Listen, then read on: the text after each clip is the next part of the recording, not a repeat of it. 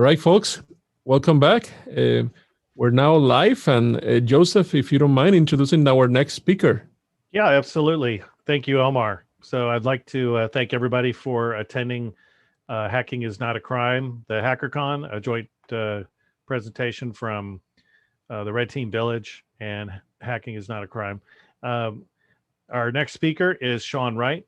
It gives me a great honor to be able to announce him and his talk. Sean is a lead application security SME at Immersive Labs with an origin as a software developer, primarily focuses on web-based application security with a special interest in TLS related subjects. Experienced in providing technical leadership in relation to application security, as well as engaging with the team to improve the security of systems that they develop. He's passionate to be part of the community and giving back to the community, which he's doing here. And also, if you don't know, he is a proud member of the Beer Farmers. So without further ado, here is Sean Wright. Thank you, Sean. Thank you, and thank you for having me. Amazing event, amazing talks that have been lined up and still to come, as well as those who have given talks, some really interesting topics. So yeah, just a bit about myself. So as mentioned, I was a member of the Beer Farmers. We're just a small group trying to improve security through the community in a fun way. I also do some research, so want to be a hacker. I wouldn't say I'm exceptionally good at it. I try as I can, but I enjoy doing it. And then you can also follow me on Twitter. I'd also like to say a big thanks to all those who've organized the event, as well as all the speakers. So Hacking is Not a Crime, as well as Red Team Village. Thanks for putting this event on. I really enjoy it, and I think it's really worthwhile. So having a look at what this talk's about. So I'm going to cover my kind of perception of responsible disclosure, some of the processes that I've gone through, and as the title suggests, a lot of the frustrations along the way, but then also looking at some of the joys that you can gain out of it. So I think it's important to cover what responsible disclosure is. So this is a bit taken from Wikipedia. I know Wikipedia is probably not always the best source to reference, but I think it does cover what responsible disclosure is. Ultimately, you're looking to disclose the vulnerability in a way that's going to protect the users at the end of the day. That's what I look to responsible disclosure. It's going about it in a responsible, ethical manner. So if you're finding something, you're not just running off to Twitter and suddenly disclosing it. At the same time, I will cover this a bit later. I do think there's a bit of a miss in responsible disclosure, mostly from an organizational point of view. So one of the things that you'll see sometimes responsible disclosure refer to as is coordinated disclosure. And that obviously means both sides work to coordinate and release the information about the vulnerability. And often that's not always the case. So this was me when I first found my first vulnerability, and I'm thinking, great, I'm going to go to the company and tell them about it. I'm going to get like thank yous and everyone's going to be happy. And yeah, except for the reality is often very different from that. And I'll go into the details further on the slides, what actually really happens quite often, I found. So I'd like to break this down into the four, you could refer to as frustrations of responsible disclosure, but they're also more likely steps that I follow or I have to go through when I disclose something. So obviously the first one is you find a vulnerability and you're like, great, let's go shout to the board, except for you shouldn't. Especially if you're following responsible disclosure. The whole point is trying to get the vulnerability fixed before any information is made public about that vulnerability. So it may be great to get really excited about it. I've been down this road several times. You want to shout from the rooftop and shout to the world that, hey, I found this vulnerability. Look how cool it is. But yeah, you got to be patient. Next one is trying to get contact. And this is sometimes the hardest part. So you find the vulnerability, you know the company. Now you're going to have to try get someone to be able to handle the information that you give them regarding the vulnerability. And this is often very, very difficult.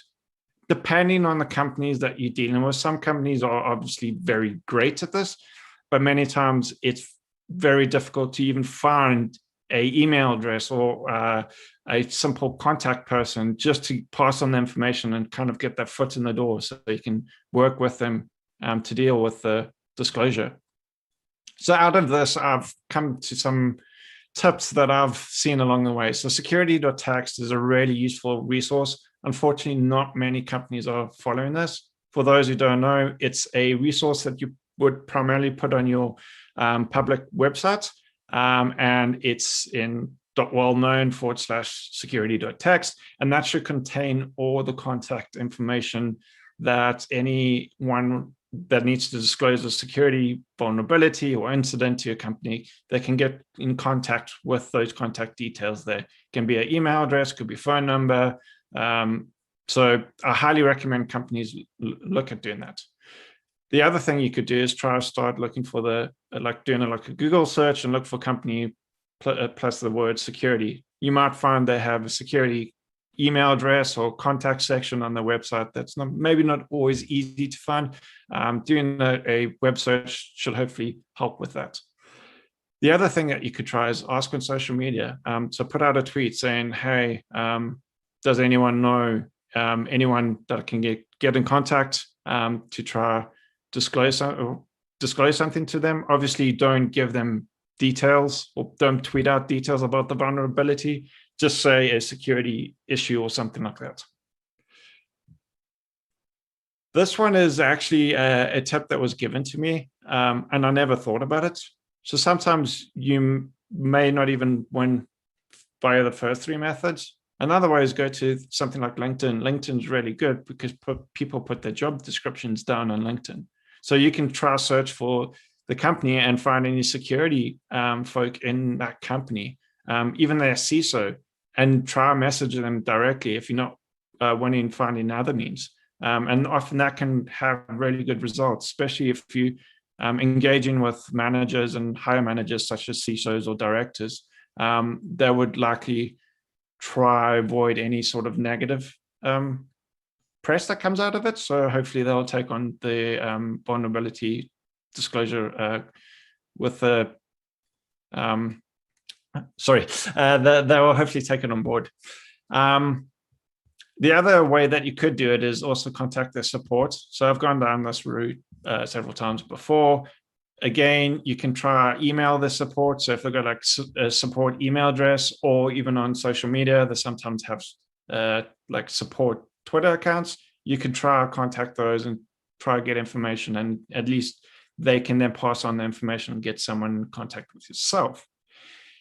And this one, don't do it often. I think I've only done it once, and it actually was really successful. So not getting in contact with reporters to disclose the vulnerability and write up and make it public, but they often have contacts or leverage that they can gain. And in fact, in my case, I worked with a reporter and I actually helped get a vulnerability fixed that was there for several years. So sometimes working with reporters can really help. Obviously, making sure that they don't report about it until the vulnerability is actually fixed. So moving on to the next stage. So you'll often find that this is what happens. You get in contact and then nothing. Or in some cases, as you can see here, you get in contact, you get some sort of initial conversation going, and then it's suddenly silence. And that can be really frustrating because you don't know if they've actually fixed the issue. You don't know where it sits. And you really want to start making sure that the issue is fixed. And then at other times, the issue can just magically resolve itself with no contact whatsoever. So I've had this before. You get in touch with the vendor, you let them know about the vulnerability, absolutely no communication back to you, but magically the issue's fixed. And then unfortunately, in some cases, thankfully this is rare, legal cases can arise. We've seen that several times, and some of the talks today kind of touched on this. Thankfully, it's not often that this happens, but it is unfortunate that it happens. And then in even more rare circumstances, physical violence has occurred. There was one case where a researcher actually got physically assaulted at one of the events that they were trying to follow this person to get the disclosure seen to. But as I said, it's not all bad news. Sometimes things can go right. And sometimes the responsible disclosure can actually be an absolute joy to work with. So this was one for me, was an absolute highlight. If you look at that timeline there, in less than 2 weeks, they fixed multiple vulnerabilities. And not only that, they fixed those with coming to myself to vet the fixes. And that's the way I view like an ideal scenario of responsible disclosure working. You get the recognition or the respect, they get to fix it, and their customers or users are protected. And in a short time period, that's like fantastic. That's, to me, such a shining example of what responsible disclosure should be and how it should work. And then obviously, once that's all covered, so they've fixed the vulnerability, and they're happy with, also important is work with them to make sure that they're happy, that you're not giving any false information, and then you can disclose the vulnerability and make it public. So I've covered a lot of information in terms of processes that I've been through and scenarios that I've been through. But along the way, I've learned many things. So some of the things I've learned along the way is you're going to have to learn to have a lot of patience. Sometimes these vulnerabilities can take months, sometimes even a year or longer to disclose, depending on the severity of the vulnerability. You probably don't, if it's a very severe vulnerability, it's probably better to not disclose that until it's actually been fixed. But again, that's something you probably need to work with the vendor, and that's something that's going to be a decision you're going to perhaps have to make one day if the vendor doesn't engage with you or simply unwilling to fix it. And along with this, it's very easy to get excited. It's very easy to try give tidbits here and there, or maybe tell your friends or something like that, and then it get leaked out. So I'm not saying be totally secretive about it, but make sure that you don't give information unnecessarily and it can get leaked out. This is also a big one, and I've seen it from the side of a company receiving these, is if you want to get money from a disclosure, join a bug bounty program. Don't expect to get money if you're doing independent security research out of these programs. You may sometimes get it, but don't be the one going and asking for it. We had a scenario where someone was actually kind of, in a sense, blackmailing us, saying they would only give us details about the vulnerability if we paid them. That's not the right way to go about it. Make sure that you're fully aware that you need to give up all the information up front, and hopefully they'll give you something in return, but don't expect it. It can often be discouraging when you're going through a lot of these frustrations. So make sure that you also focus on the positives, and especially at the end. What is it that you're actually doing? Why are you doing it?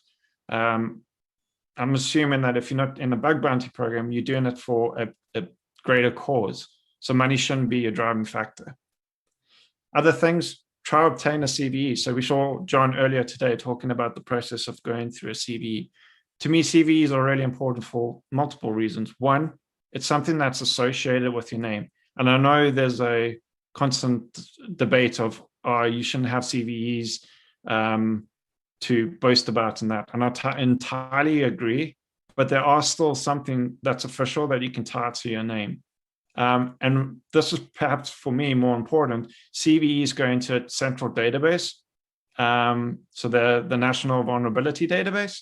And while it's not great, it is still better than not having it in there. So information about that vulnerability is now in a resource that is shared across multiple organizations and multiple tools. Multiple tools make good use of that database.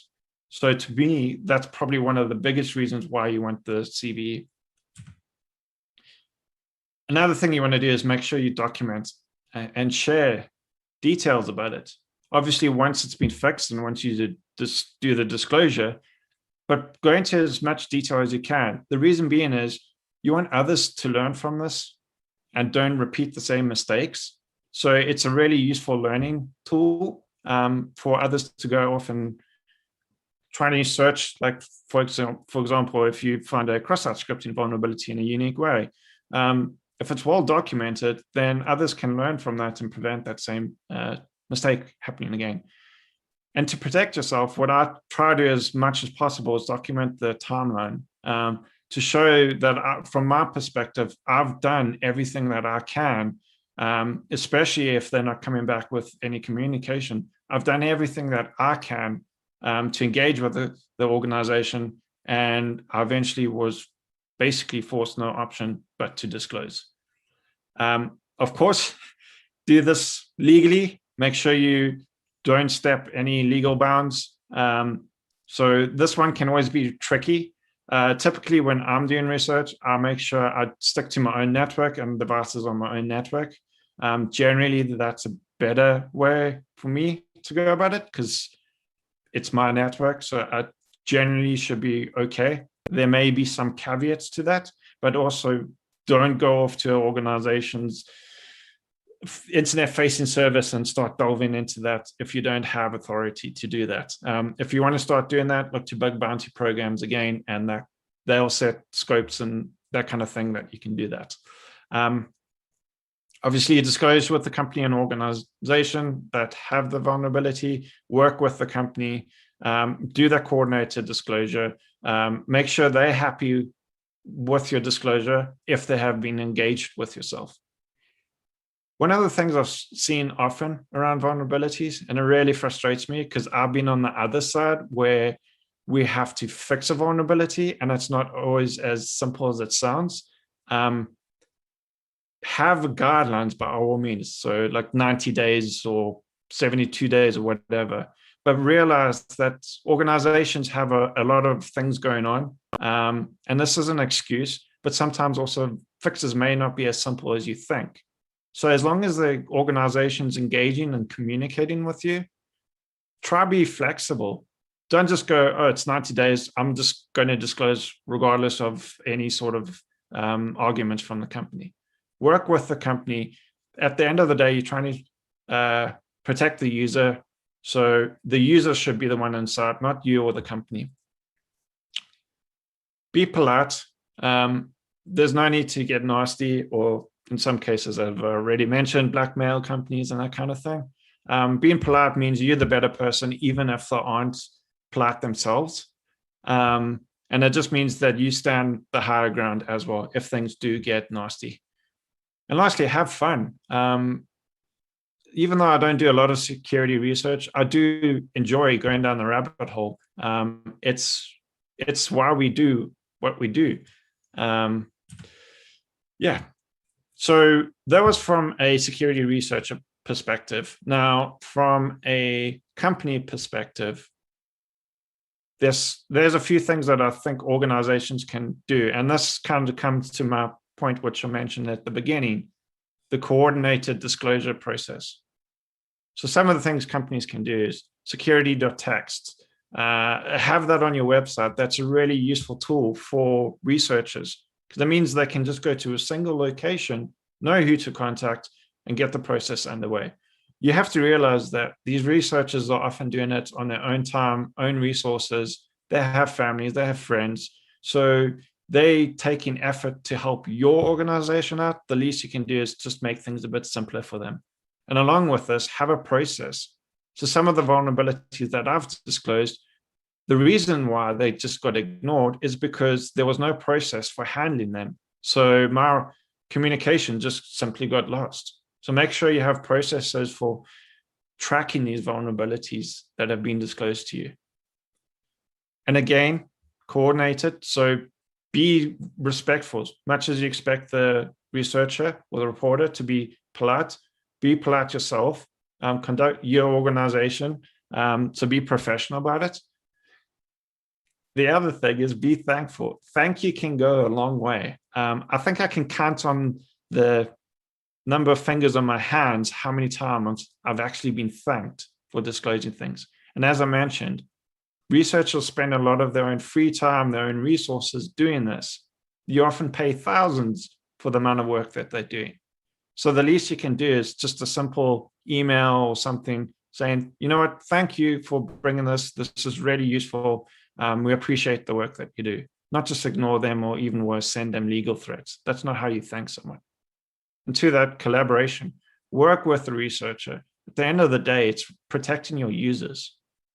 It's not about you. It's not about the researcher. It's about your users of your systems. So working with your researchers, making sure that it's the fix is in place, appropriately fixed. This is another thing that happens is sometimes you may fix the vulnerability, but it may not be appropriate fix. Get the researcher or the reporter to test the vulnerability fix or review the fix. You may not have sometimes if it's a sensitive internal system, that may not always be quite the case, but maybe float some ideas past them or get your own internal security team to verify the fix. And perhaps most importantly, don't view this as a personal attack. We all make mistakes. No one's perfect. No system's unhackable. There are plenty of vulnerabilities in probably systems that I've written over the years. It's about protecting your users, and someone reporting a vulnerability to your organization isn't about them trying to attack your organization. In fact, it's them trying to help your organization. So don't view this as a personal attack. So besides the successful and joys of disclosure, which don't seem to happen often, why would you bother about this? Well, for me, these are the points that kind of highlight it for me. So it's really important. It's helping the users. It's the right thing to do, both from a technical point of view, you're getting something fixed, as well as morally. You're trying to go about it the right way. You're trying to follow the process. And we've literally in a conference where there's a community called Hacking is Not the Crime, we are trying to change the perception that hackers are bad. Hackers aren't bad. Hackers just do things. There's good and bad hackers. So by following this process, we can hopefully change the perception that all hackers are bad. And that kind of goes towards the positive relationships, building relationships with companies. Perhaps one of the reasons why I think it's a personal attack because of this misconception, they're just hackers, they're bad people. Without realizing that these are people trying to help and have the best intentions at play. And also, as we've seen recently, 0 days are becoming increasingly targeted. From our view, I could be entirely wrong, but just the beginning of the year, we've seen many 0 days. We've got the Exchange service. There's a recent iOS vulnerability in WebKit. Attackers are starting to use 0 days more and more. So trying to make sure that these things are fixed before any information gets out just helps users at the end of the day. And then it can also be rewarding. So not maybe monetary wise, but it's something that you can include on your resume. So one day, if you're looking for a pen testing job, and then you can go, great, look at all these vulnerabilities I found, and someone can actually go through the details. So from a technical point of view, they can see that you're great from a technical point of view, but also not just from a technical point of view, but from a personal point of view. How do you work with organizations? How do you work with other people? That's also really important. It's a soft skill that you can then demonstrate via such as the things that I said, your disclosure process. And finally, as I mentioned, it helps with the message that we're trying to create. Trying to forge this notion that not all hackers are bad, that we are trying to do the right thing, that we are trying to improve things for organizations. And lastly, make sure you have fun, and go out there and find more vulnerabilities and protect the users. And yeah, thanks for listening, and thanks for everyone putting this event on. It was fantastic. Thank you so much, Sean, and thank you everybody for joining as well. Thank you for your support for both Hacking is Not a Crime and of course the community. We're gonna go in a quick break. Please follow the conversation in Discord. The link is in the bottom of the screen, as well as all the links to the websites, of course, and the schedule in the description, both in YouTube and in Twitch. So once again, Sean, thank you again for your time today, and thank you for collaborating with us. And again, we're going to go in a break. Thanks.